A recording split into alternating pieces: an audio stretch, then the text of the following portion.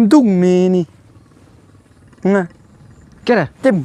pa nè chim tung nè đom nó này nè dễ quá tiếp là tiếp á chứ tiếp ơi nè đó ta là đom nhắc cái hai nhắc nhà bật lâm nè cả thôi đấy hả vì ở mỹ nha ớt đom để ơi bỏ nhỉ rất to bỏ nhỉ để nói rỉ sâu mẹ nhã lẹ nhỉ hả để lên cái ít tung đằng hả la bỏ đợi ở tiếp là nên bắt bio hay là câu nhở câu như cái này nhở đom đom nên để tăng nhập lút để sâu nhở bỏ nhập bật đợi này là dây nhớ tập kẹp dây bắp kẹp dây hẹp hay như đấy chắc đó cũng bị tăng to bỏ nói mà nè chân tay hết có vừa cào hay nhập nơi bữa nơi này là son này dòng son lần mà đã phải lơi nhắm chặt dòng son Marcella nào phần nó này ta vậy đây là bị mò tay bị gợi cho cả cùng kia luôn mò ra tết mò bây giờ bữa nơi vui này vậy đây là bị mò tay ngựa ta ngắm luôn cả cái thằng D nên thành cũng tăng đặc ly rồi nên nằm cái đạo po những bùa cả cái rễ này cùng kia là lùi đi riêng mò có kìa ít mò mất riêng kia là 2-3 hít nó mò chưa kia là 2-3 hít cũng mò có đúng dòng luôn về ác nó mà thành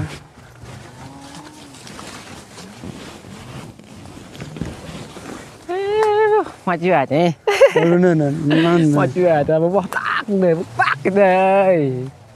luôn này này đang có luôn cái gì đặc ly là này là cả đạn á cả lưng rồi cả lưng ngoài bà ôi than những này chấp rồi còn mới yêu hàng lao cái mới yêu hàng liu vậy kìa giờ chim liuยังbưng à mới hàng liu là hàng vào leo ấy nha con đi biết đâu mình nuôi ta hà trong lời họ ta mua đi việc là phim mít như này rồi quên bị lên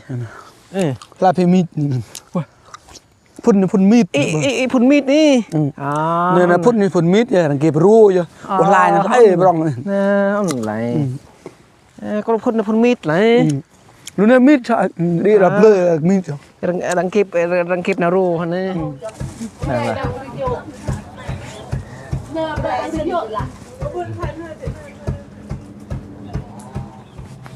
nè tầng phật là vợ là quay vợ kia lấy rau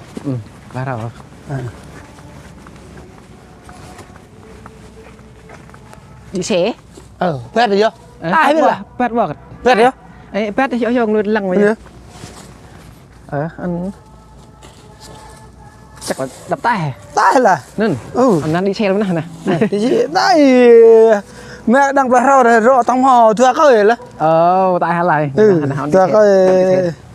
đi đi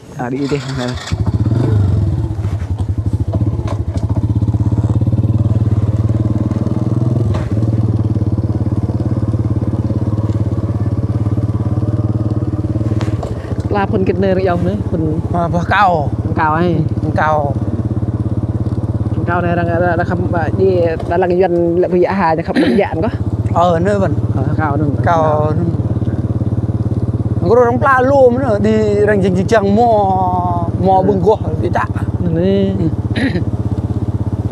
mò yang bưng nhà nước thời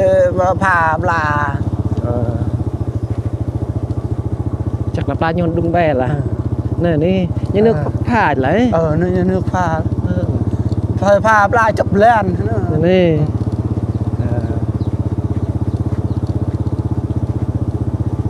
rồi này cái nằm chạt ấy lim hai cái nằm chạt sau cha tôi rồi nèo bờ kè cha tôi rồi nữa nên sao vòi ấy sao vẻ đấy giờ cái cha tôi rồi đấy được là ông nơi đang tị ăn được lấy sau bao nơi đang tị nó đi ồ như ta lần đã mang ăn nằm nhại rồi chứ đi ta đặt camera rồi mình biết ổn nằm nhại rồi chứ lần vì nó đang play nó rọc lệ cho lắm rồi đi đã play bữa nay bố phao về có cho mượn thành rằng lệ nhung chấp ta hết trước nó như ra đi nơi kia của ơi nè con rồi là sầu riêng đã nói chắc cùi tăng pre nòng grim nhá hàng này lấy đi nhá hàng nòng vứt nhỉ lời một ra nè buồn là còn nòng grim nhá buồn nhắc lời lung ia này nè lời tăng thọ sang đã nói tăng thọ sang đã nói nơi bà nhờ đối ý thường những cái tọ lại đây lung ia thế lại đây lung ia có lịch nơi giờ như tỉ thọ là bọn nó ơi như bệ pha là nhiều bọn nó nơi như bực là ơi nè ta bật nè ơi vậy ta bật đây đó nè lên cái mỏ hả mút tôi này mút tới đi tao mình tới nè sầu riêng chấp là rồi là biết rằng tôi bị cho thun rồi bị ta thôn nè nè lại chập bùi à tao lụt nè bà ya nơi ta bơm mình cam ho tây bùi à chơi bụi ya chứ tây bùi à như vậy còn mẹ sang nó lại cái đạp họ vào nơi vượt từng bồi to là mà tao dần phang cái đang chọi ya vợ nữa như cọ mừng kia như cá cây thì ya đã cây kia cứ như đã cây này của ma như thế đã hoàn ya hay thu đi thu mình đây là gầm hiện này nhiều con lại đã lung ya này là thu chứ nữa lung ya bạn bị thu nữa lung ya đang khoang bị chặt nè nè đó hoài đấy sầu riêng nó cá bị bổ bó nữa cá bổ bó sầu riêng nơi thằng cái bổ bó có nơi bạn màu bó tức nơi bông cái ra này sầu riêng bộ thật này bộ hay nó bị bộ bạ thế bị bạ này bộ bị bộ bạ thằng cái bổ bó nơi thằng nơi bị gan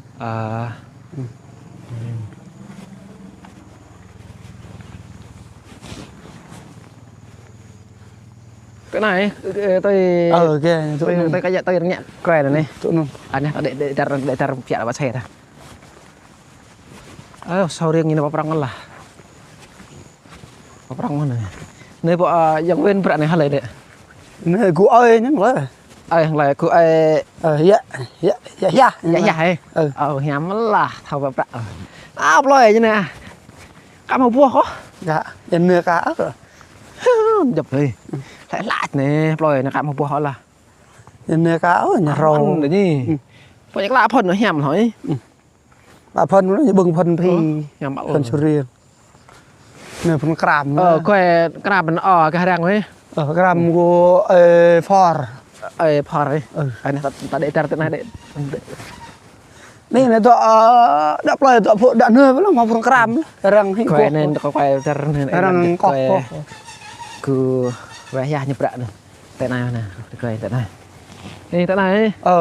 để có bắt tay về bắt tay ra tay bắt tay bên này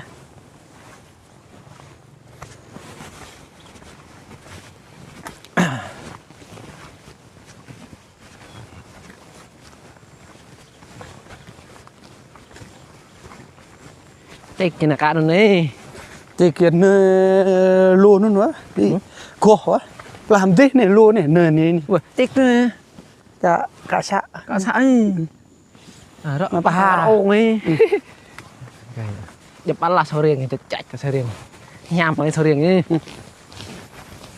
sầu riêng vào bên như này bò này vào bên thao chậm đấy vào bên bò cắt thế cái này mấy cái này nơi này chỉ này xã này prok bừng này nữa nè ba nên prok thôi bừng đi prok bừng là này to mà tapi ini prok bừng năng sầu riêng cầm ta đi đằng ghe nó prok bừng cắt con sầu riêng prok là cái đợt này hoàiมันnhọ bò ra đi nhọ bừng đi giờ này nhọ bừng tăng rim sang rồi nhá đấy giờ bù gro tapi rẻ là nhọ bừng bừng giờ đến nay chưa đến năm nó tư gro mò với mình là tôi đang 1 triệu 2 triệu là sao được mặc là nè chị chơi kì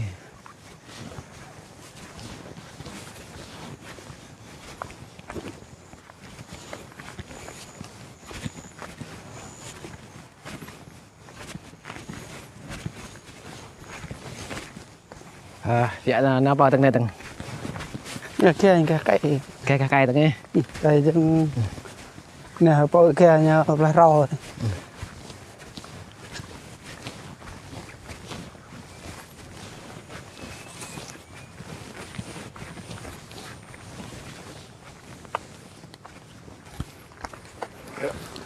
lụa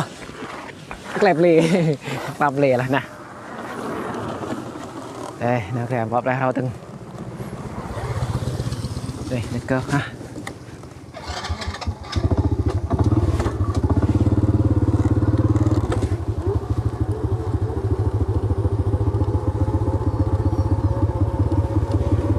sau cái lại chắc ơi được chứ cái tôi lại nữa tao nào vào kia tôi nữa nào này nơi nơi cái này nơi các bạn này dạ nhập làng rồi làng rồi nhâm bùi lo công nhân phang nhập làng đang cay đi của dân nơi à nhân đấy à bị thọc pla đang cay vậy thọc pla đạm lên vườn nhỉ pla cô pla phơi ta đạm rồi nhưng cái đó lung như nó lung nơi cái đó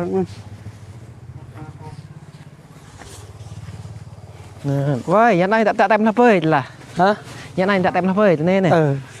nhầm phơi ấy nhầm phơi cái xem một cái nhầm phơi của tim nhậm bằng bó này là nòng bó tem đang lu phè như thế nên tem nghe là dân bắc nghe nó đang lu phè là dân bắc là đây nhận tên là phơi là phơi sao này này nhầm với ngang ngạc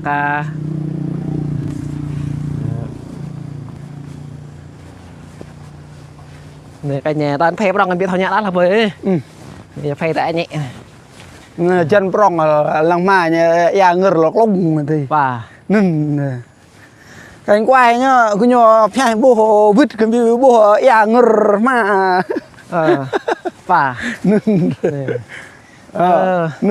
mai ya nơi hoài ăn thua na chơi bố ya bọ ya rừng cái nhо bạn nan là nên như là ya ngır lông lăng này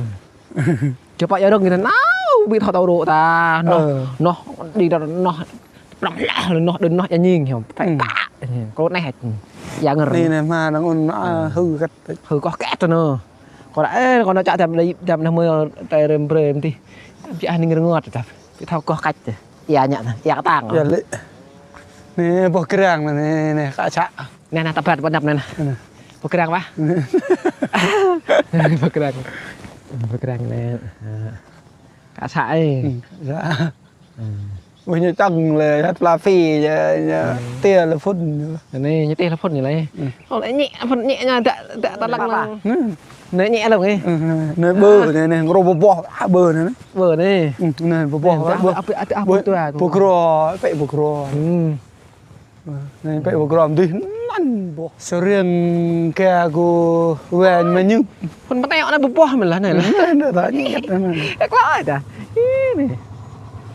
kiếp hỏi kiếp sao hắn li tay vô hal kiếp này là bà kiếp sao này bị bà đó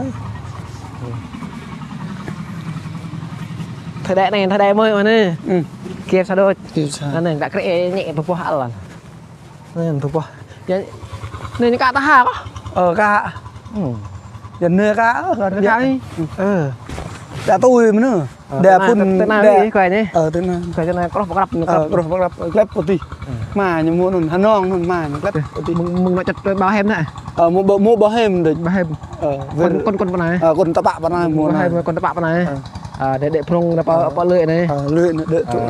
này đi chặt này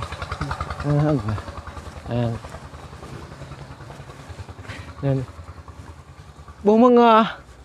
có tên là bố mừng nó hem được từng đệ nó bao từng mừng chất bao hem được nè chút bao hem đi mừng chất bao hem để qua hồ đấy vì hồ của mà lực cơ hồ mà lực cái tôi bao hem cái đệ cần nó bao này tao là viện bồn len viện là phun cao rồi viện là ba xe là thế này nè này bồn net này xạ thao phải thao phá nè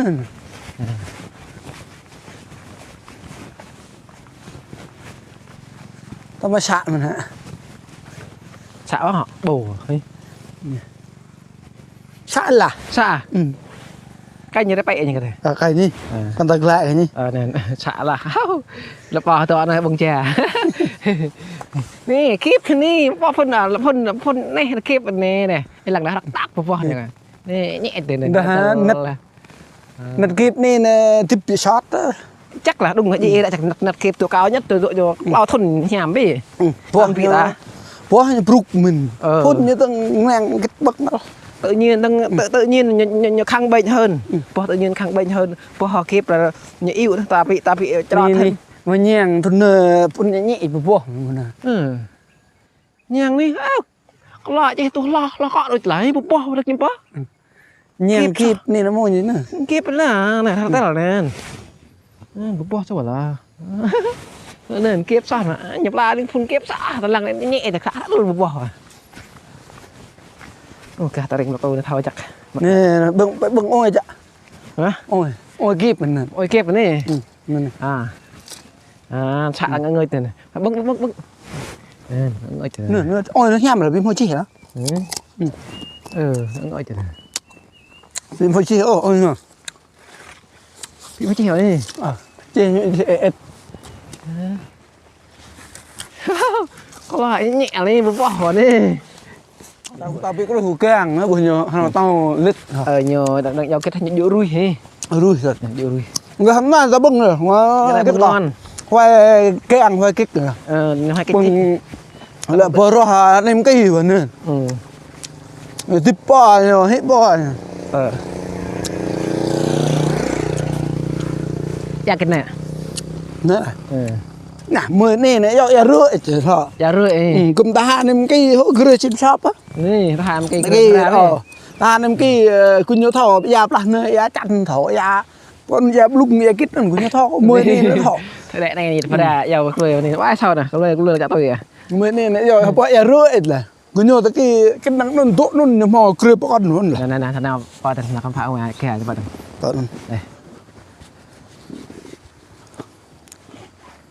kết quả gì vừa là khoản quá nên đây là ta gục lại đây là ta gục lại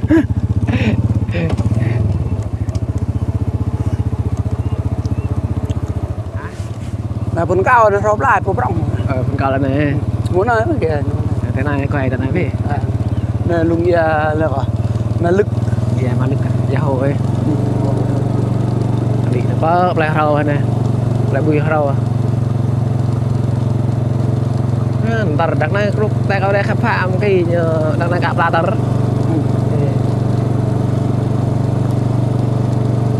sau cái răng chắc sau này sang Makim nè đấy Makim đấy này là nóc kra con nong đây là quay luôn là quay con đi con nong lăng này cứ như repeat nhiều vịt lên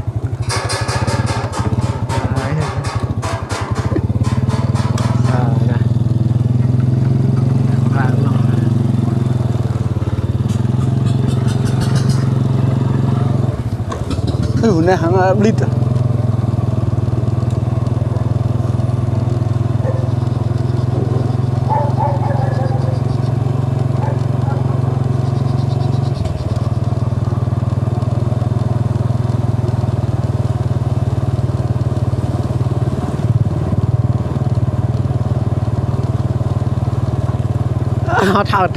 thao tệ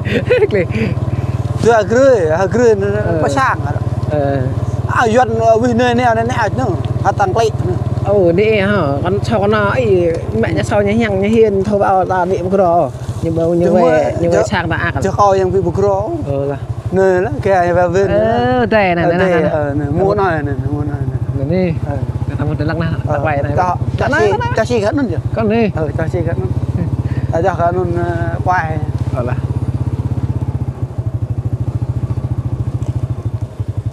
này thằng này nhà mà là chủ trẻ đấy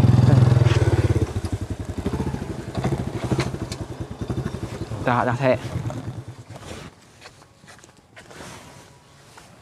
nè cái về vườn nó là nữa phê như nè rộp lạ thôi nè đại anh kịp rồi nè nhá mà nhớ kịp có một play kịp mình nhớ đây là đã bị bờ prong nhá là thân tới bội quá tê những dập rồi tên này nhá bữa nay là hiện này hàng cro pla phi mình đang sôi nè có sợi nên chụp lại tè ta che nhô chẳng là đúng bè không à còn về đây qua bội nhớ nó bội bùa bùa cái nhà ta đã về nhập sẵn lằng này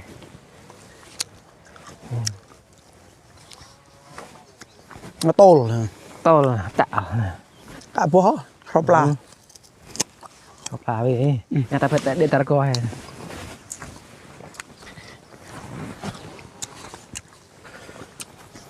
ta phải ra nó phun giờ tê cái bạn nghe mọi người xem mà còn bùa hình cắt được bùa phải không bùa nhiều hôi ấy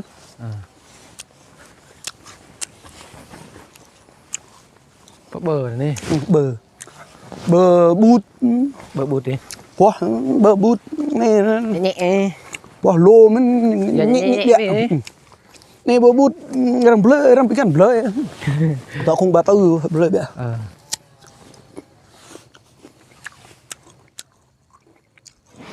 nè mua cái này nhờ rập ra thân nữa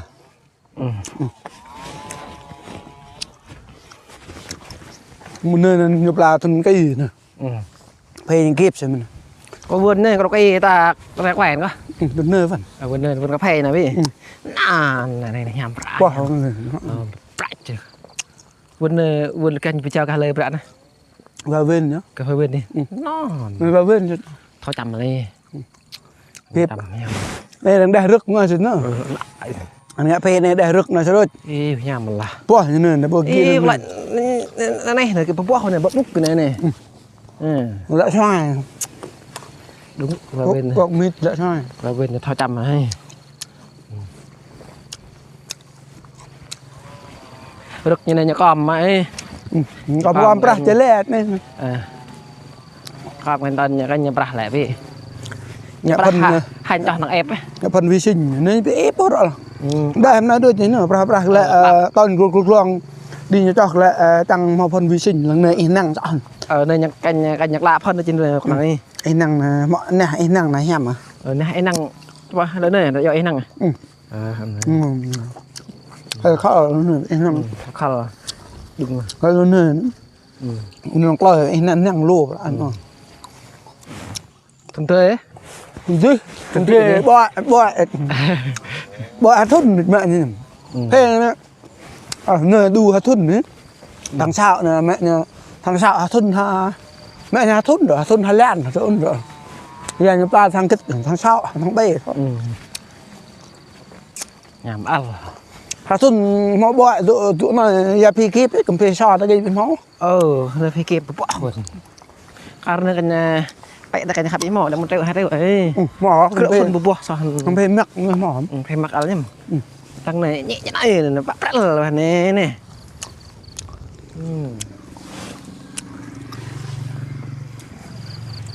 hàng Lào đã hàng Lào nó ta hàng Ninh rồi đấy hàng nó bừng hem đấy hàng Lào cái đó hàng liêu mà và mới yêu hàng Lào cái mười yêu hàng liêu vậy kìa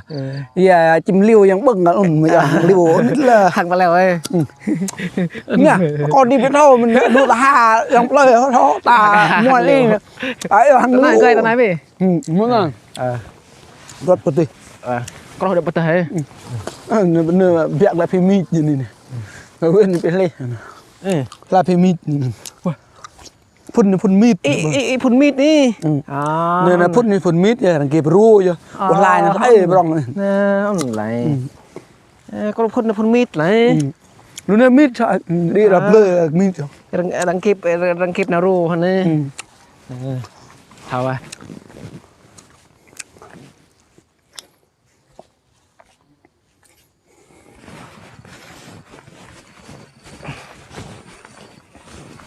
mà nơi lẹn nó ủ cha ô sao mình kè đang bị bậy anh nói bị bậy nơi bữa mình nơi lẹn cái đi kè ra thằng này cái đi kè ra nơi để lên đây là bị đong ấy lẹn này có nhục bị đong ô em này này nơi từ người đang bực rò là bác rồi này cái này đang bực rò là bác món này kìa riêng đã nói nhà tăng mò nhiều lần còn tăng mò quá độ rằng năm sao ấy 5 sao 5 sao ấy cái bộ pha là rò 5 sao năm sao ấy nó phè như này phè kia nè có bằng bằng này có lụa là ừ nhám là bằng kè này là về về anh rút ôn này như nó băng bò như nó cái như bị rút nó đi phun phi như này bị bổ đúng không như anh ôn này cảnh như rút côn là đã la này thành rong đã la đấy nè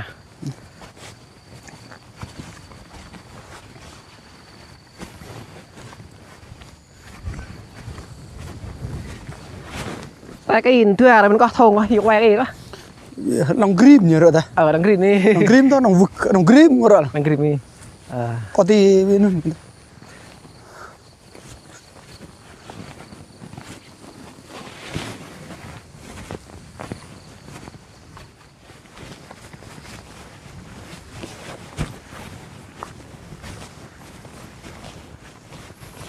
sai lơ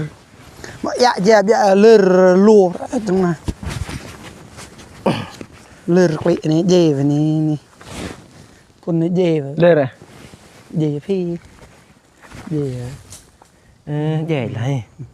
dạ lơ rồi kịch cái kết đấy bệnh bệnh là mèo nửa vào rồng này đem này mèo chả mèo chè mèo chập lại và mẹ chập lại này lá mày yêu mèo chả có giờ nó có được lại show nap nắp là có chặt bê lố ấy chặt lùn đi dạ chào bực nhầm mà chặt mèo nàyยังhết là anh tập vô đâu đang làm bập vậy mèo nó lu nơi hết là áo nơi lu là theo nhập tại mùng buồn bị thừa đó chị thừa đã buồn bị như này buồn mèo ấy mèo để mèo nên show thì nap mình ta cái lu biết không này là mừng rằng ngã cô phe cái lu bị cắn ho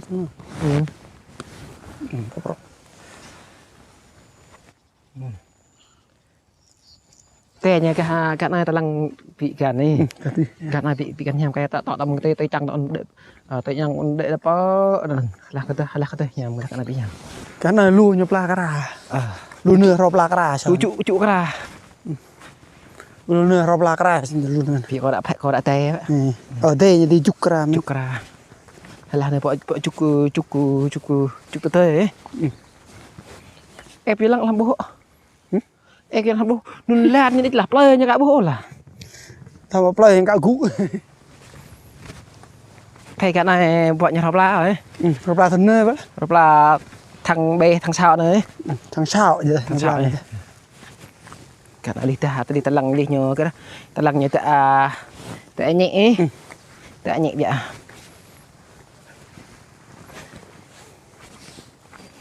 nơi kẹp mít cho này cái này nó là những cái của này cách kẹp lại mít cho thằng này thay đổi cơ đã tôi kẹp rủ đã kẹp mít nè đã mai đồ đã mai mít nè và vẫn nên phô bơ hạt phô bơ chọc rồi cái gì nữa mình bơ kẹp mình giờ bơ bút đi bỏ hãy nhẹ này thì là tờ đi này lời nhẹ là bơ bút thế này thì và vẫn này thằng nhầm này và vẫn người ta dặn nào bơ kè rồi này cái dặn chầm kè béo bị màu chơi tè sợ nàn tè cái này tè bông cái cỏ là ở tè bông tè có đi cái thau để có đi cái thau mà tè luôn nữa hẻm nó bị muốn luôn cái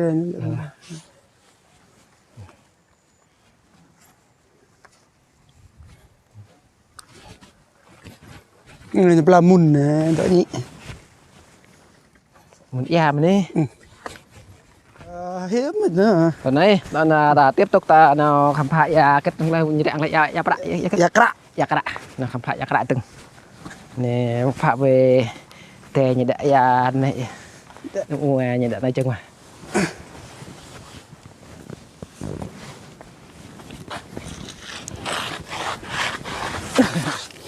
lặp lê thôi xịt lê hà là các bác ạ cái chỗ cái đây có đệ vợ này tung căng rồi đây thì sâu đây này này sâu nhẹ này các bác ta coi ở tí phê có đệ này nè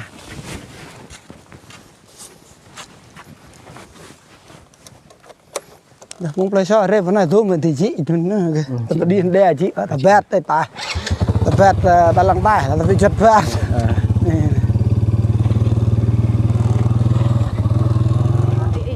nhà nước nhậm là chắc ngày ô nhiễm môi trường cái thằng cún nhon như vậy như thay ta cọ mút đã nó gài ta lom tàn mặn này mà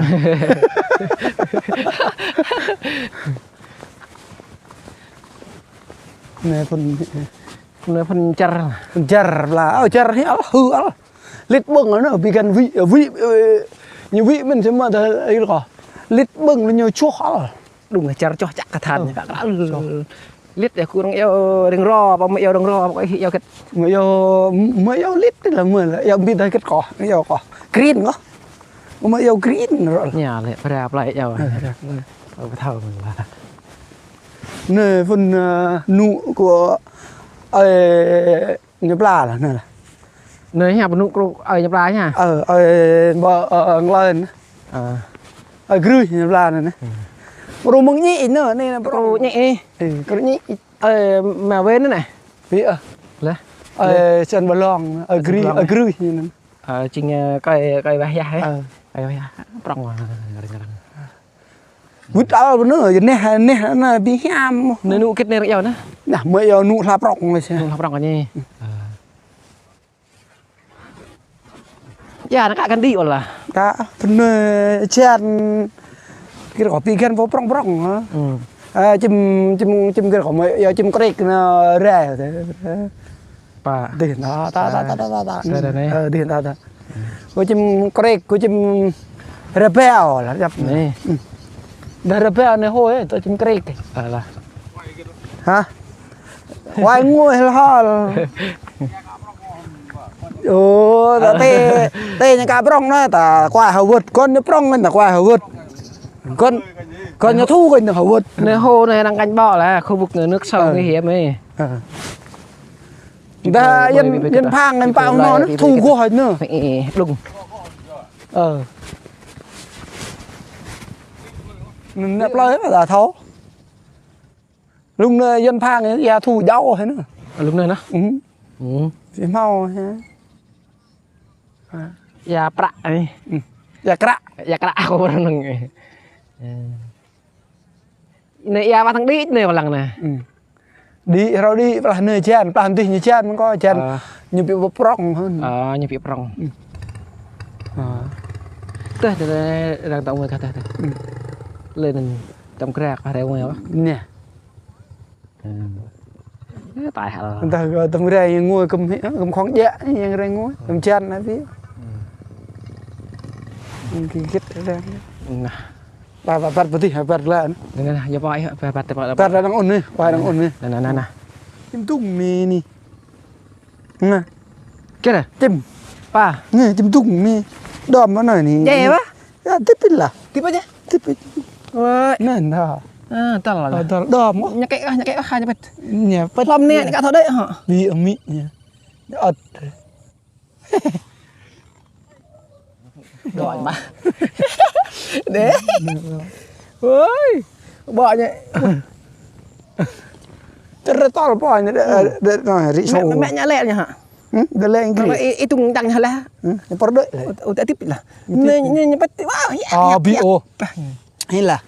cụ nhở cụ như thế như đom đom để tăng nhập lút để rỉ sâu nhở bỏ nhập bật đợi này là dây nhá tập grab dây hẹp hay như đấy chặt đó cũng bị giết tăng to bỏ nói mà nè chân tay hết có vừa cào hay nơi bữa nơi này lộ lịch nên lộ lịch nên lộ là chẳng đi úc khăn là có phong cân lần này quá lộ ý quá giật cậy cân nên mà bắt là chẳng chẳng này nói là nói ai hệ đây nhá thấp bao đồng quả vợ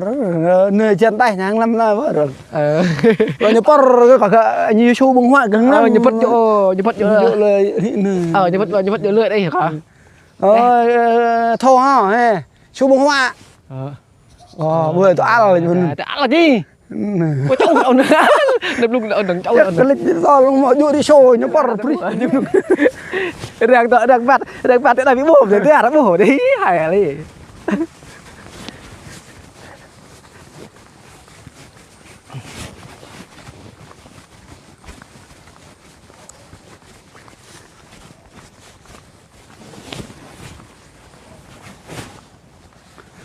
phần lạc vừng nữa là nghe nghe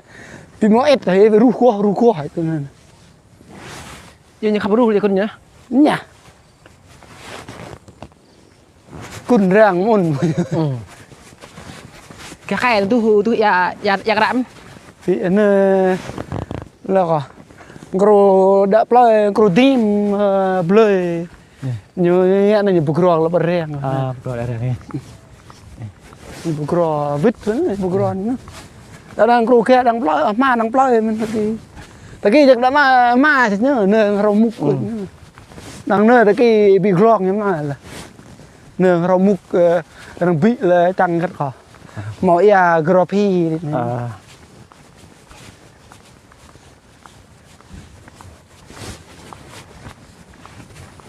khoa xe mẹ quá nó nói hỏi nghĩ đàn đi nhầm đi sạt cảnh hả có nghĩ đàn đi nhầm đi sạt đi đậy là cảnh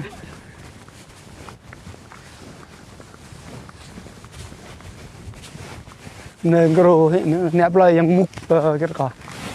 yang vô tô của sang hết mà rồi mẹ của sang hết này nơi chắc nơi gro mua luôn nên là bữa nơi rằng mục là rằng mẹ tô nè của sang rằng hết nóng lời mẹ sang yang rồi mục tô nè muốn nói này vậy đã nói sao nơi rồi mục đam màu này mục tóc sang đam này rằng mục phần ngoài nó ra dề để được lịch vậy nên thấy mùng ngoài ta kia chắc ra dề mà giờ phần ngoài cái thấp phần ngoài lên sao hai lên này này mỹ chắc lụt thì với dề rồi ta kia phần bọc rong này chắc cái cho mỹ nhỉ bọc rong ấy mỹ như phần luôn tay mùng mà tụi mong này thử màu rong nhiều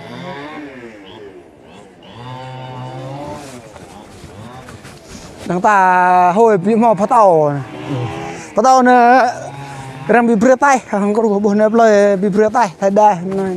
đây hẳn này đi nè nè lời chừng đang tay đang bị tháo tay lời đang tay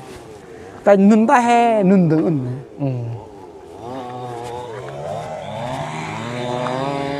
ngoan ra đang lời này bao giờ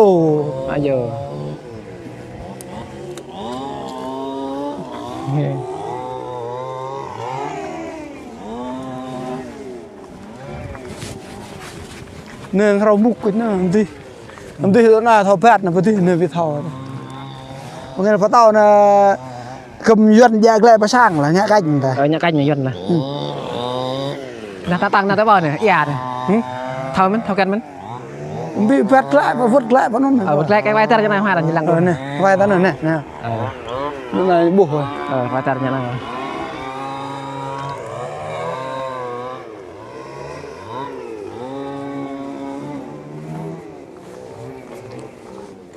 dạ này cho ta nên cho ta lệ tầm cái thùng hiệu đó là thế này đấy là tầm cáiยังra mình là hiệu ra phình ngồi ra ngồi chụp về rồi tại này đó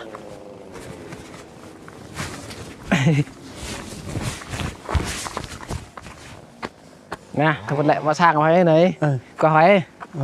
tại này mà anh ấy chừng mà đã quay chừng ấy lăng chạy à cũng một người cái đó dạ cái đã chừng rồi nên mới đang quay đấy lăng chạy có hội trường có sang học ấy dạ hội trường sang học kỳ giờ cái là kỳ những cái bo như mẹ như này này là nhạc ra quá giờ cái như mẹ cái sông này là đang nhạc áp lăng mà bi anh quay đây này là man ra nữa là nhạc ra gu khoang là tao bật nó bao thế này làm vợ sang học cái kỳ cái tay mẹ kỳ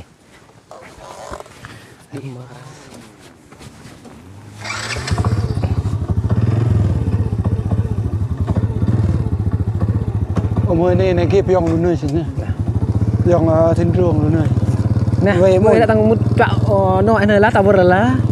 nè rồi anh đang quay cho phi quay cho phi giờ phi bố chắc nữa một tầm tôi nói nữa quay cho tôi có phun pin cái đấy hai giờ phun bố bó sợ con người kịp lại chết nữa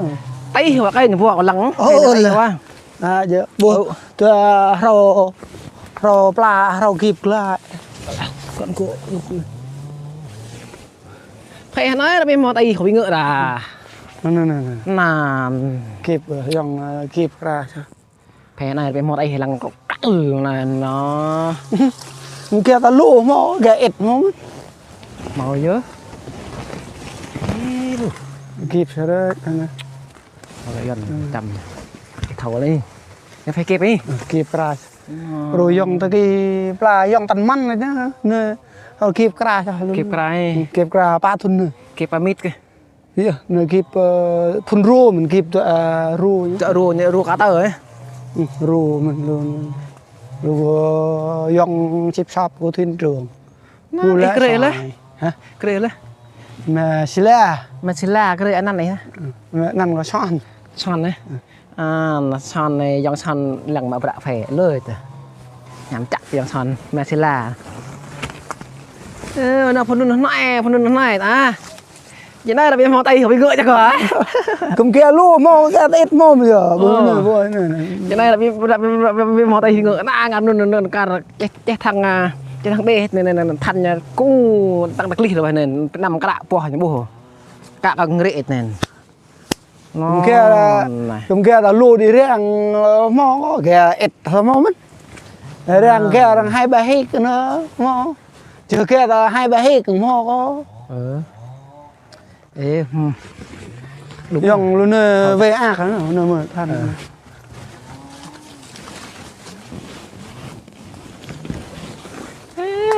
mà chưa nhỉ luôn mà chưa ta bố tác cái đây luôn này này đang có luôn cái đặc lý là này là cả đạn á cả lưng rồi cả lưng ngoài bà ôi than những này chấp rồi vậy tôi như chấp thôi chấp em phun cái kết chắc hạt rồi bị rung chả hả chắc hạt rồi qua bị cắn ru hồn ru thân này ru thế đó này đúng bài không đầu tư thằng này nên ở kịp cái ra sao vậy gầm bị kịp tới kịp quá bị nhị nữa này rồi nơi kịp cái ra dòng nơi kịp ra anh phải về này là thì mà cả phút nó lăng đắng máu thì cả bảo hiểm ấy chập ra đi kia đằng tí mò chắc là để mà bao hết được này có cắt rồi vậy ý cục tà than ngược long yang son thầu mà phải là son gì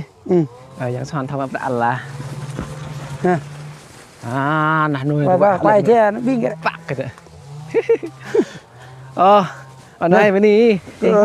quay câu này khám phá về cô cái phan thầy giặc anh coi như lăng như này như học hỏi từ như lăng từ room từ lại mà vậy nè ta quay review ta chia sẻ ra chăng như học hỏi từ như lăng từ cách chăm phê nhằm như vậy này có những bộ kia rồi này than nghe ngược long này thật vậy nè phê là than ngược long à này ta là nhẹ ta là dân bạc làng tay nên nhận đã hàng phê tiêu gì nên cái này phê tiêu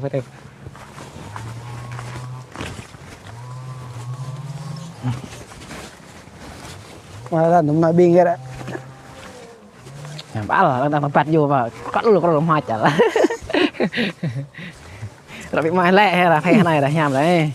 ta đây vẫn đã lăng po giúp là ta đó bị mai lẹ là mai lẹ ô re ngọ khong re lăng hả người ta đang là chị lôi hết ta re phe như này ít thằng bơi là dân po bị lính một lăng dân po ít thằng bơi bị lính phe này cái phe này về đâu mày qua cả vô tụi đặt cái camera gì là và phi nó soi sạ vậy nhá nó thằng 12 rằng đang là luôn nơi dùng so của bọn phe bên này bài đã bất từng bài đi xe mặt lo đi cái gì hơn nữa như lăng đã bất đi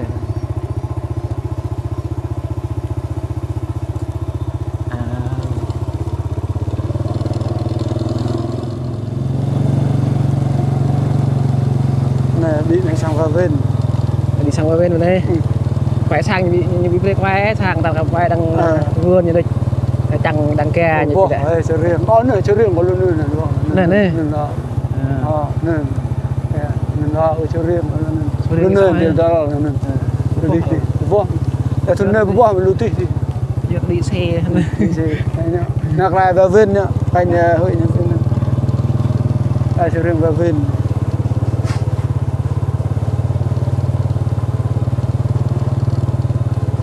nên cái chơi riêng ở dưới nên cái riêng bỏ nó về nó tụi xe bên nặt xe ấy sao nên sang đấy này này vào nhà sang trên nung nó bỏ thân nên nhân thôi chứ đừng nơi vào bỏ phần nơi vào bỏ căng rồi đây bỏ nữa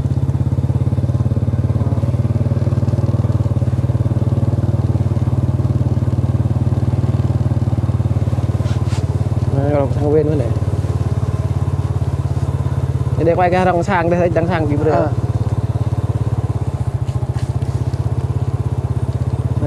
chẳng này đằng sang nút từ vào bò như các buộc còn nhẹ khoạ là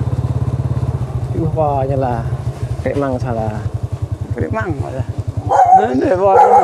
bò đi nữa đây ham lên mà nè quay phải chứ như thế hả lụ cả vặt phải chơi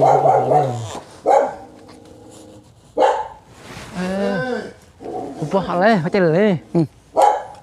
xạ là xạ tôi hè bằng thường nhầm anh hả bằng thường nhầm ấy vẫn sắm nhầm dân nơi nhầm nhá cả xạ sắm này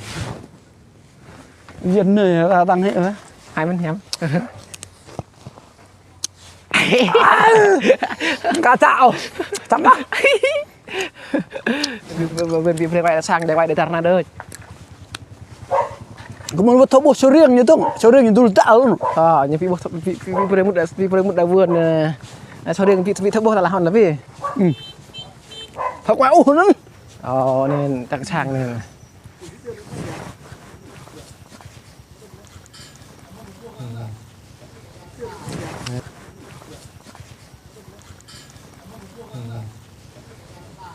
nên rồi cả mẹ bẹt rồi cả kè chứ ha dạ ha qua với dạ hè và bên bị pre mút đã sang nè bị pre quay để quay một câu vàng đôi quay một đôi nè số riêng một bò cắt sẽ thành một bò được nên mà phong nó có phong đây đấy nó chẳng rồi bị rồi ô giờ vào dòng bên bị pre mút quay nên một bò đây riêng nó tao nè bò rong vào thì cái xạ vẫn nữa bò nó một bạc ấy hay than hơn chua như vía cả viên vía cả nam này các lão rồi nên than một bò chua gọi riêng thằng nơi blue bị nhảm nó chen à gặp chưa nhập hai bị sượng chưa nhập bên nhập hai một đằng đặc bay chị này hiểu cái người ta phăng nó tại này quay như vậy mình quay số riêng pha mình số riêng không hai mình đi nhẹ như thế này tao bút ví dụ để chặt nó là hả để tao nó có phone là nè biểu phá quài mị nhận đời lẹ để quài đấy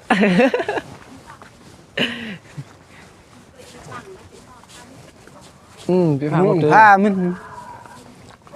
ờ tôi quay nhưng bà bọn nào bị thấu bổ nữa đấy đó mới là khoai với nhậu en nó đâu đấy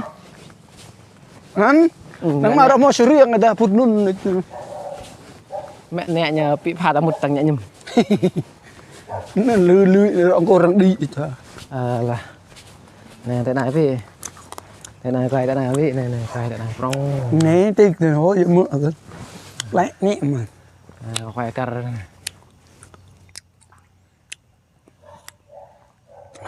tích nó bị mò ta đang bay à nè dễ mỡ đấy nhỉ tích bị đủ sợi nè tận cho nó đó nè hai nè người ta một lại quay vào sang học này nữa vườn sửa riêng cái cả đâu người chọ mà mình than này bỏ gì bà vừa bằng cái ly bị bẹo rồi mình bằng dạ phải những cái đúng nhầm thôi là nó bà có nè ta mười tầng nào quay về bằng ha bị tiếp tục ha là quay sang học ha ông nóiว่าไม่รับเท่าnày này gì cái dạng mà bị một quay về cú sơ đi cái bị thao giảm thao nè đi nhiều bị bưởi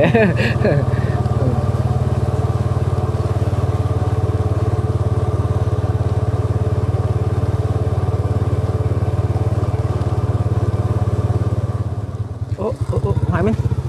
đi được không? này mình đi lên cái này nó hôi rọ cái lần mọ căng quá nhỉ? Ta bị căng cái thảo đi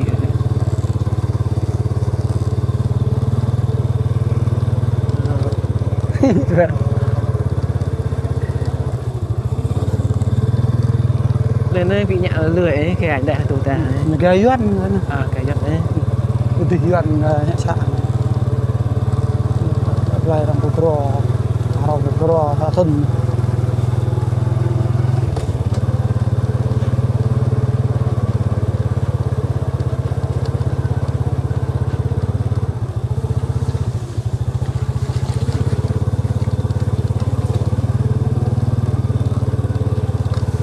sau nữa keren lại bỏ tí keren bọn này keren bọn tí kan nhà thò lẹ vẫn lẽ chứ lẽ chứ nhiều chuột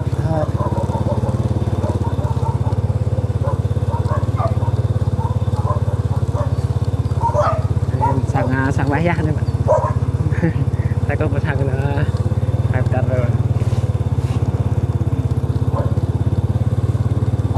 nơi này để quay này nơi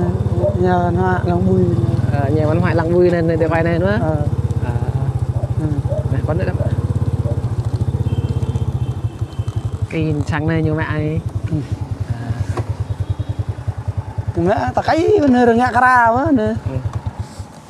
nơi rừng ngã ra mà nó sang mùa dạo anh không ạ cái gì lớp 1 lớp 2 nơi mùa dạo nơi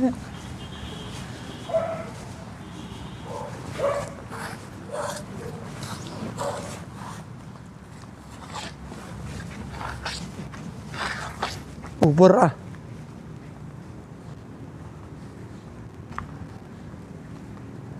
sắn bọc này hả này sắn bọc này thật đẹp lắm đẹp hôi bố môi đẹp mà tăng lầm này bo lùa bo thằng kia này nhà nó hạ câu em ở này mà ở nơi đi nơi ở nơi đi nơi ra sơn ra rừng ngạ ra ra sơn ra cái ta nâng câu nhiều mẹ chứ rừng men ra gì men ra phải thế hà do ông cừu thò đau cái tao nơi ta lăng cái rồng với họ đây rong với mò rong sang luôn rong mẹ cái rồng nhà vệ sinh nhỉ cái rồng nhà vệ sinh rồi cho vệ sinh nữa rong nghệ vệ sinh thôi nhẹ cái cả tay như mẹ học nơi chứ như thế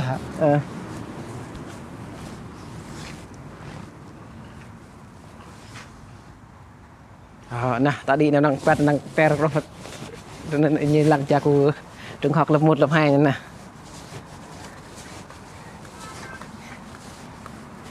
phát đấy cho xem đó chị ăn phát này lập mờ dạo thôi cần này mình dạo ấy này là bữa thời hè vậy cái thì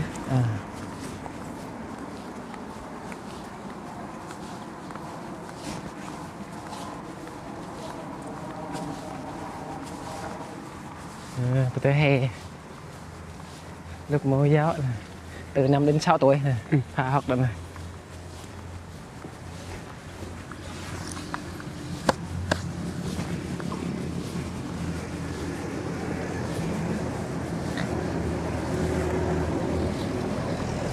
đây là một này lớp 1 lớp 2 lớp 3 lớp 4 này clau lớp ấy vào vào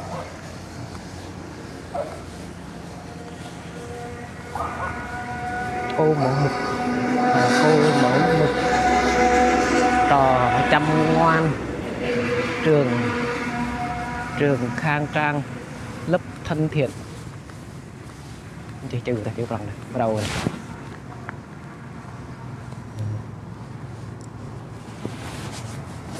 chầm mò 10 giờ 10 rưỡi ấy rằng vẽ ấy rằng một tí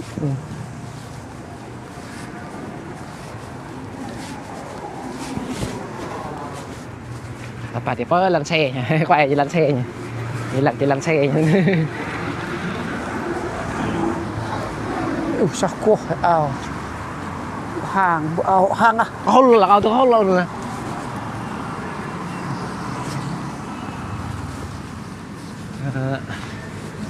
sao cô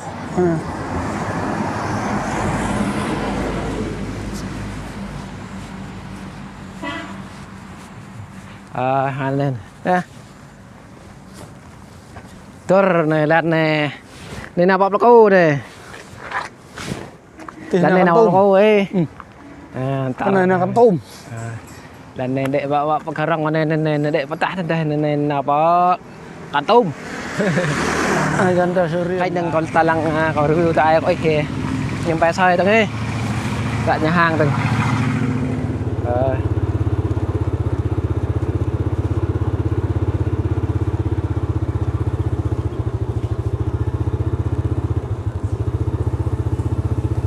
bắt cái này phụng cái này thòng đi thì nhập tập rồi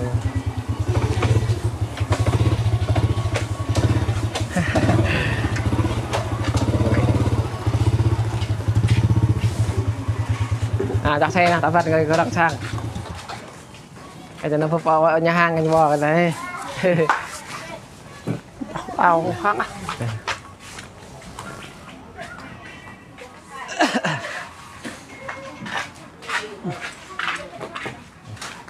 nè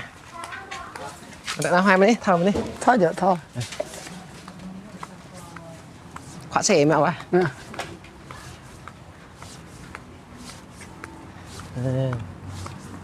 nhà phải đăng kè vai nha như này như được bèn quá như vậy quá này sơ riêng sơ riêng ở nơi trong châu ở trong châu trong kẹp đó là sơ riêng ba tăng bò sao chứ té nụ quá phun nụ khét khát rồi đấy nơiคุณđệ đâu có nhỉ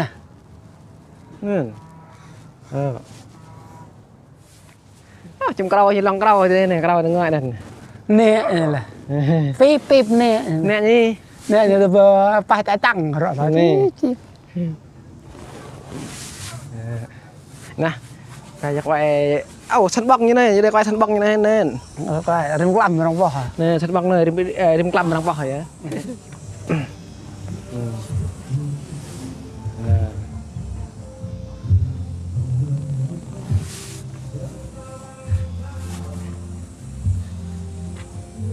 cho băng nó bò như nhạ mini tư nhân bò như bằng gin nè hàng khô rất nhiều đang vực nếu nè đang quay bị tại nè là sơ riêng đang thay quay sơ riêng bị bố đôi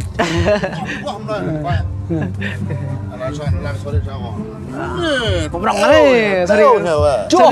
sorry bọc rong này đấy an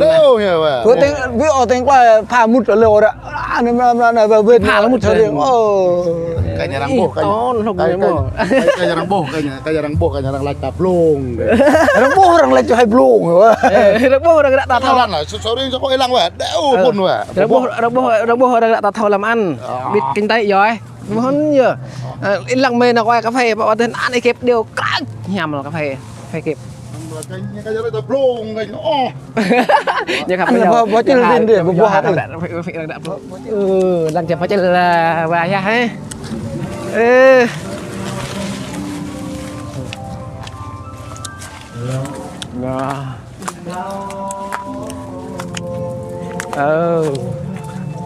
Phút này nhị đừng Nan. Ăn xài phúc thì dập đấy. Bắt cái đi. Ăn cái xài đừng tao lăng nhầm đó. phút này nhị chờ Nhẹ là. Nhẹ thì phúc bắt cái.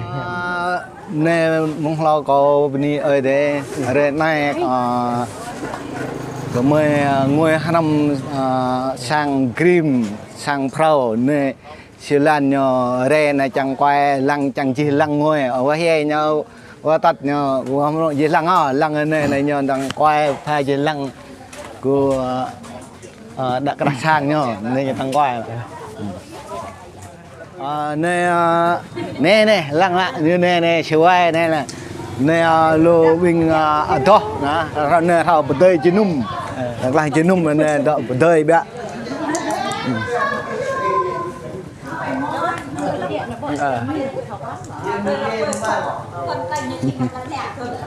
qua Để chị nghe sang ai thề cho nên chân nha.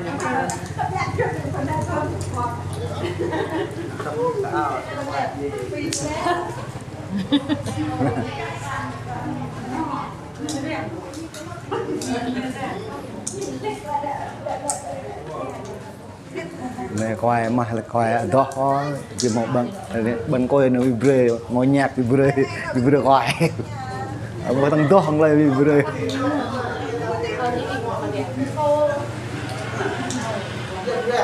Quá. Là một lần đăng phòng như nè. đó lăng Nhầm là. nè phong nhỏ tầm bể nè lăng nè phong đi nhỏ nè phong nè phong sốt sang cừu thầm cạn nhá nè tầm tì Cảm ơn mọi người. Cảm ơn Trương. màu trương ô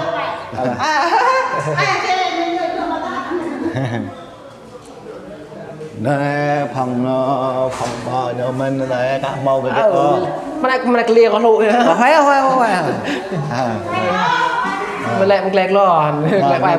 quay nè quay nè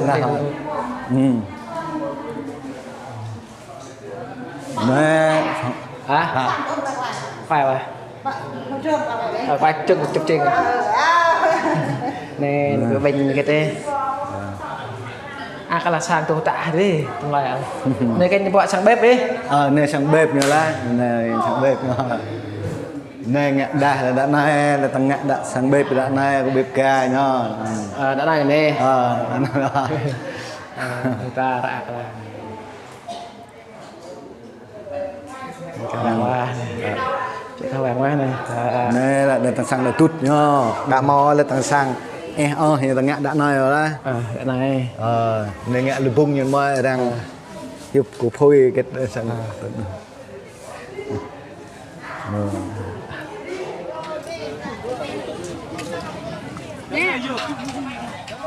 Nah, apa ayo nyetir nih? Nih, pian nih.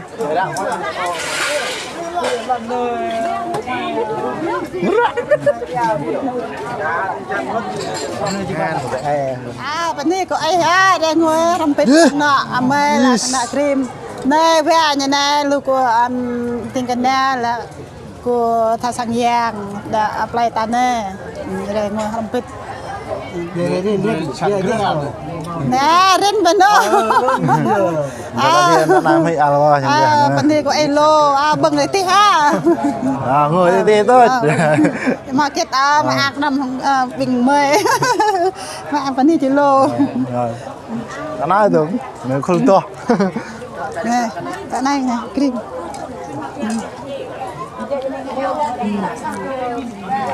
dạ nên bên này bồn to ha nè về nhân lăng luôn nè bà la đó bồn to bồn lạc bồn to nè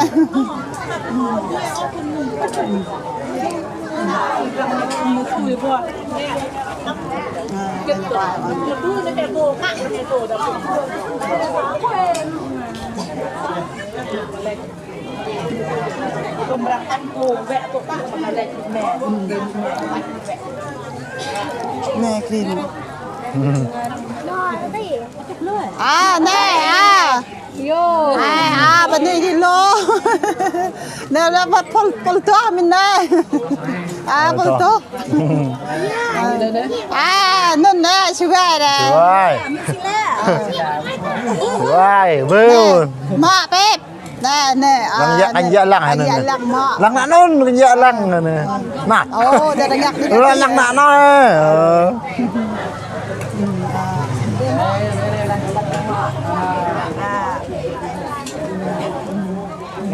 Em nè mặc này nó kẹt cái lăng tôm rồi. Nè còn ăn tôm mấy. Nè, mày.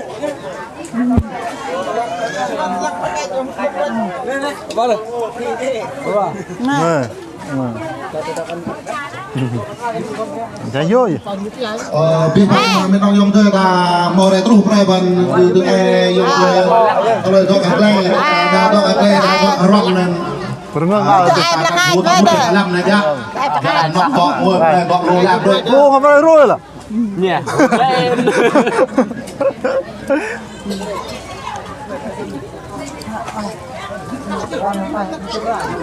Saya kita aja. Nunno. Kawan rang ke pernah tu. Nun rang rang nun re. Ada lu. Nah, tak apa lagi ni. Tak apa lagi. Ada juga darah. Nah, memang lecet. Ya đây. Lecet. Begitu ya. Dah ai lecet nè.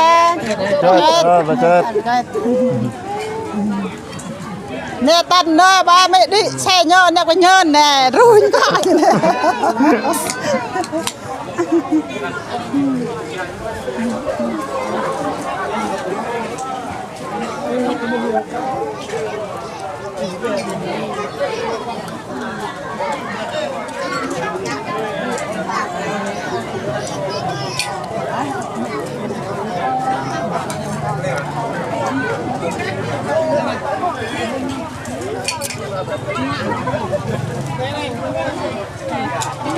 Tao bò kia dạ giờ thằng bò nè, ai dạ như nè, dạ xin la nè. Ơi, bọn nó dạ xin la ơi. mình đang dùng thơ là hầu này Xin la, là thú là muốn để mà nắp đấy nhá ho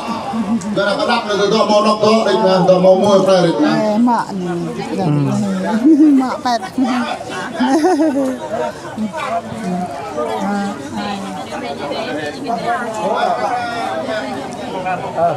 Cho là gì? Không có thông anh. Rồi, cảm ơn đã. Cảm ơn nha. Các bạn, thế nào rồi? Nè, bẹt. Dạ. Như vậy, berapa belum tua? Apa như mì hả?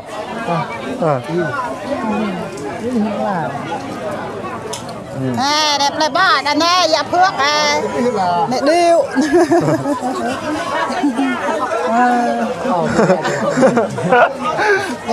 Nè, khu gặp hội nè, và krik nè bên này. Đây krik nè. Nè, về Đây krik nè. Ra lắc nữa vô. Lắc nữa lắc đây. Tao mốt quá, chắc được nha. Tăng lặng thôi.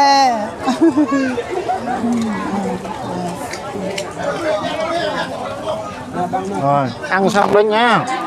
Ăn xong rồi quên mang tiền. cái đẹp trai hơn mấy bữa Đẹp chứ. Hôm nay đẹp trai mà.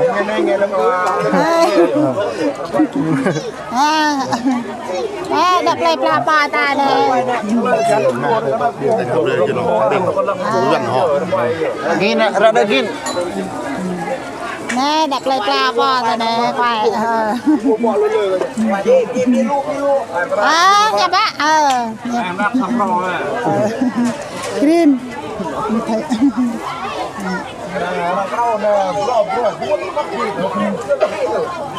nhập á đi ta đi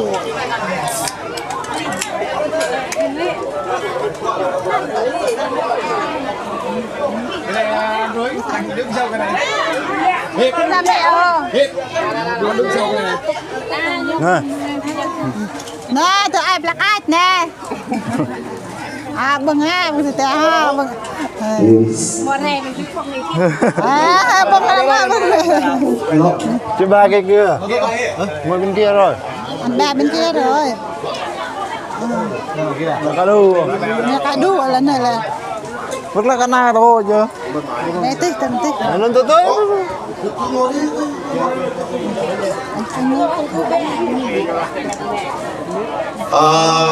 đi vang bên nông dùng tôi là rồi bà buổi này tại chị nên đi tàu mà bạn tạm bò này tôi hôm nay bò nên tạm mút bò năm này tạm mút bò năm này chẳng biết bò sang nhiều đại dân rồi tụi này đi nhiều chẳng biết đạn nhốn dầu tới đây mua cũng đây mà đây mua nghe nhà cái nên bò mong bia ra nè nào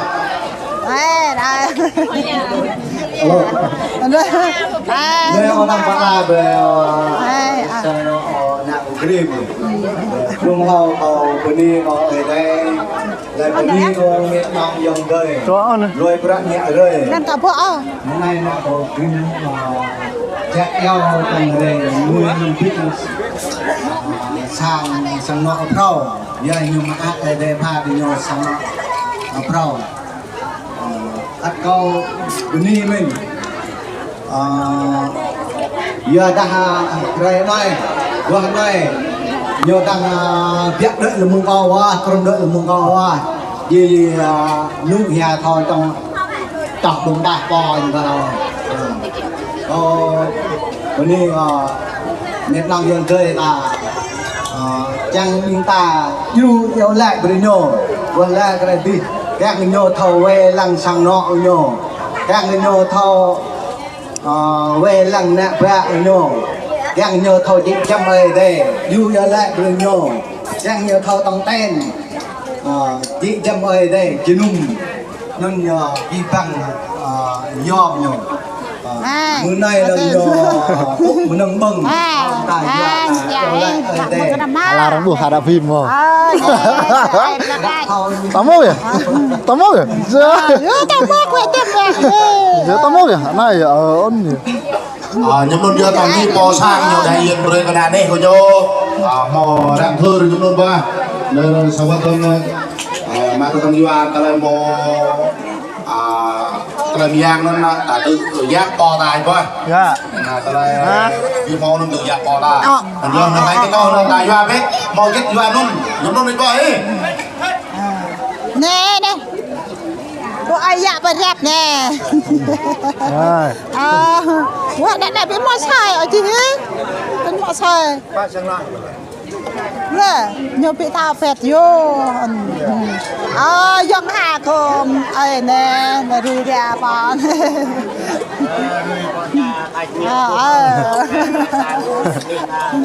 นี่รุยตัวบจารต่อยเรื่องน้อยมือหกมากรุยราตาเนี่ยนี่ตาโมตัวช่างเพลามุตัวช่างเพลาเนี่ยนะแย่มือเบิ่งเตะเลยชัวมันแบบจังเอ็มบุมาเม็ดนองยองเทยมานี่รุย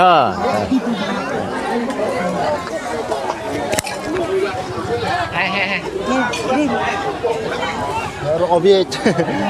nghe đó là nhạt vô quạt mày vô quạt mày để nhạt tắc ô tắc nhạt mà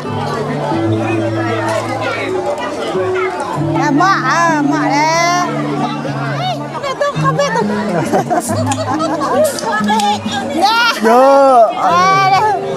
nhung nhạt đó ai vô nhung bật sẵn nhạt một đảo rồi ơi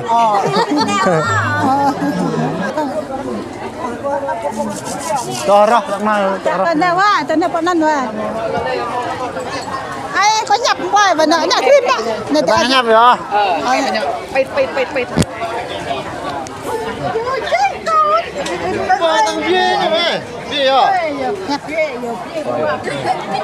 cô bên đây cô nạ mòn rồi cô nạ trò rồi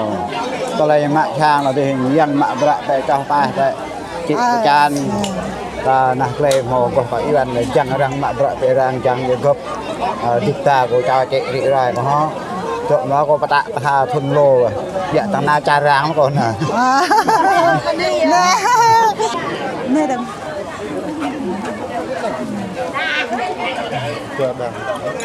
Tợn là bật đi. Ada yo. Nah. Đó, mà có lời mà nó biết nào nè.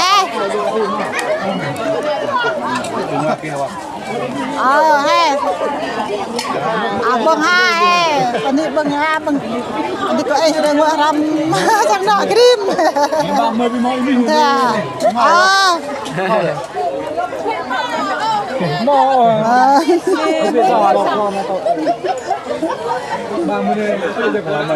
Chắc chỉ cho phía tôm là chắc với mỏi mới hì làm mà vơ chắc tiêu nó to đấy mà mọn nó to nghề lăng nó không qua bao người bia cơ bà hả giờ bia giờ không bia được nè 30 đồng vừa đâu bịt mọi mình Dòng hàng nhưng bạn rằng rồi ra đây mình này phạm gặp mời với mọi mình rồi này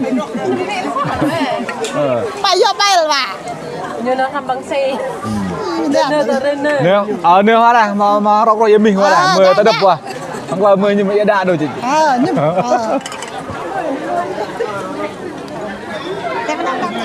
nè hai nhung da he ba ya chứ ba nâng từng nhung da được cùi nhung da bà cùi bà cùi anh cùi đi học rồi hả nè thì ai bà nạt rồi quay chết quay nè thưa nhà nhà đốt giao của mình giao anh năng yong giao bò cái nước bẹ rẻ ở nào thưa nhà đã lò bạn này bạn này thằng cream nè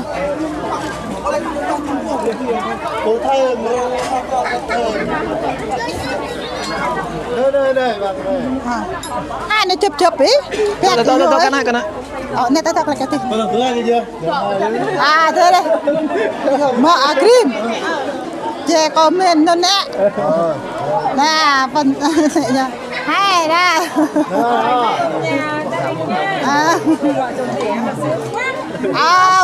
vẽ như thế nơi bảo là to vật liệu như thế vào nó cái sân nữa là sạch chắc sạch nằm chưa đổ đất mà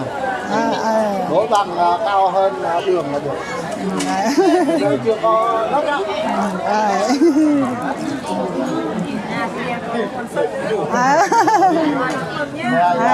tao mà bị này nào anh nhập vào lần tao vậy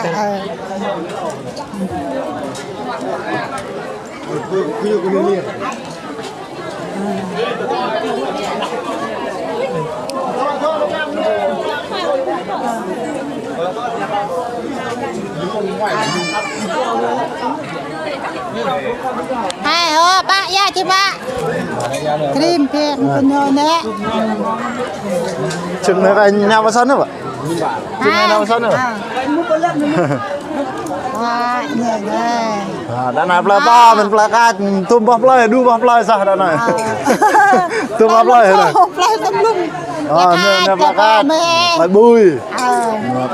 lơi quá thế như thế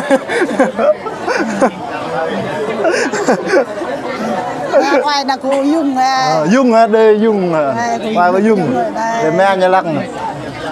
về cái đẹp lăng dung nữa con mẹ có thể mẹ gì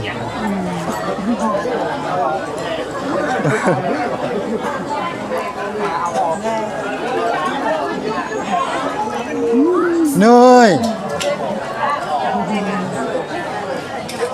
nè ha nhà nè rui rạp là cách nè vấn đề chứ ha vấn đề chứ đừng mà làm biết nói cái đâu nơi ơi mai không cái đường rồi thôi nè nói giờ đang quay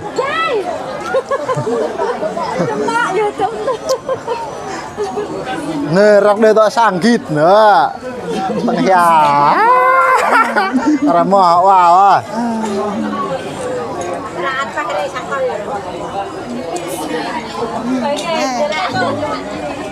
hai nè nhung nhà đó bình thường ha nè nè từ ai là cách mình rui ra là cách mình nè và pro lăng này lăng mọ nè chơi mọ đó đây là pro lăng mọ đây đó lăng mọ lên đây chắc mọ nhà bạn mọ nhấp như này để như lăng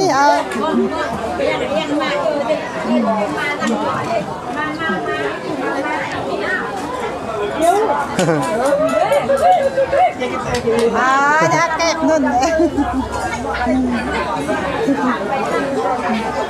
còn nhẹ như này nè nữa mà ô bia rồi dạ không bạn nhảm này rồi bên đi sang nọ mọ trăm tầm nụ tầm trưng mưa ra nguôi sang mọ trăm đến nay mưa mà ác alvoi nè nè gu lâu nhiều cái nè mọ bị nhằng cha nè nè đó nhà hai già chứ ôn có bên đi ete tôm ba he nè nè wa chào mà thôi lên mình qua thưa nhố rồi ấy thưa nhớ dạ mong này nè từ ai bắt khách nè rui ra bắt khách cách lô ấy lô mình bên đây của nhà lô môi rầm vịt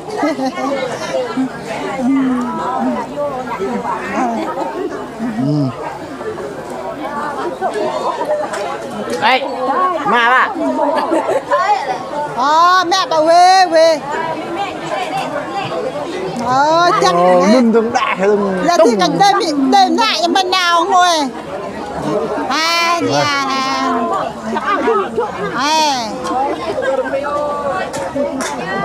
nè bị bỏ nào nè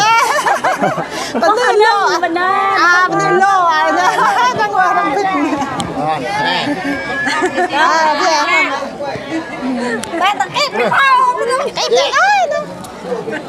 nhà tôi nhà với bận luôn là chi mà này chi bưng quậy này bận ai mà lá lúa nè với ai như thường em đặt nuôi em hả rồi đặt cả đặt hơn 10 bạn đây với ai này nè đăng nhà mẹ bằng lôi là chi quá cái chi em già rụp mẹ bia ha ta nhầm cười chân với nó nè đăng nhà nó cùng bị thao nhập ô phải có là có bị thao nhập đấy là phải cái nhỏ tao phục bèn đấy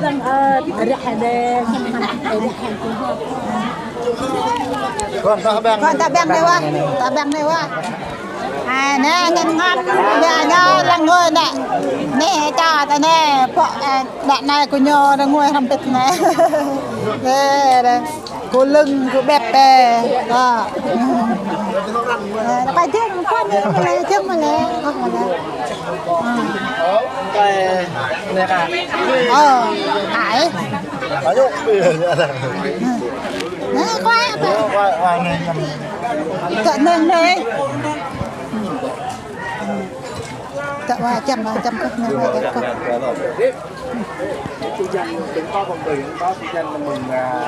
nè qua nè cháu qua đây hai nè nè cái áo nè quay nè bằng dân nè dân cầm ngọ la dân phân nè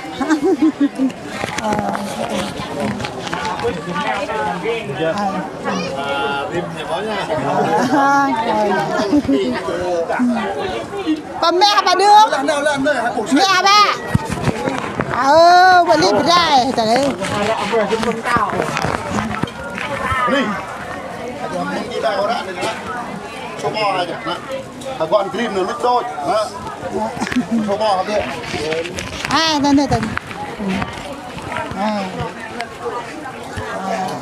ba bên đây lô bên này này đây này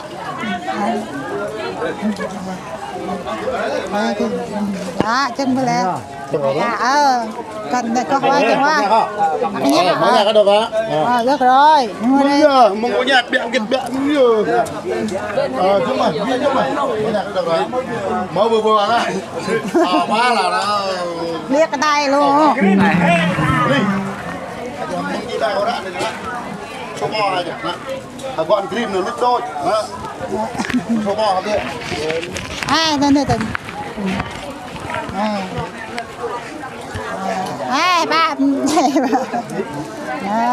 ba bên đây lô bên này này đi vào đó cho bò này nhá gọn grim nữa lúc đôi cho bò kia đây đây từng